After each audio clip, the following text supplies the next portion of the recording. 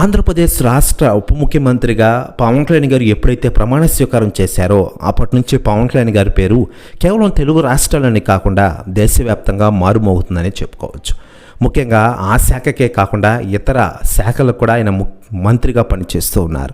దీంతో పవన్ కళ్యాణ్ గారి పేరు బాగా వినబడుతోంది. మరోవైపు పవన్ కళ్యాణ్ గారు ఆంధ్రప్రదేశ్ అభివృద్ధికి బాటలు వేస్తున్నారని చెప్పుకోవచ్చు.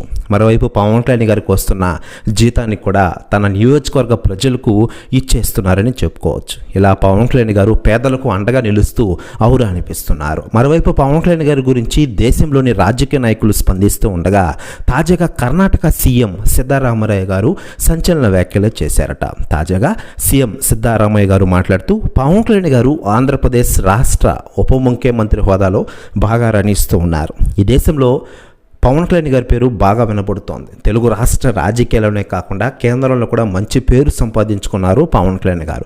దేశం మెచ్చిన నాయకుడు మన పవన్, ఆయనకి తిరుగులేదు అంటూ సంచలన వ్యాఖ్యలు చేశారట కర్ణాటక సీఎం సిద్ధరామయ్య గారు. ప్రతి వ్యాఖ్యలు వైరల్ అవుతున్నాయి టోటల్ ఆంధ్రప్రదేశ్ రాష్ట్ర రాజకీయాల్లో.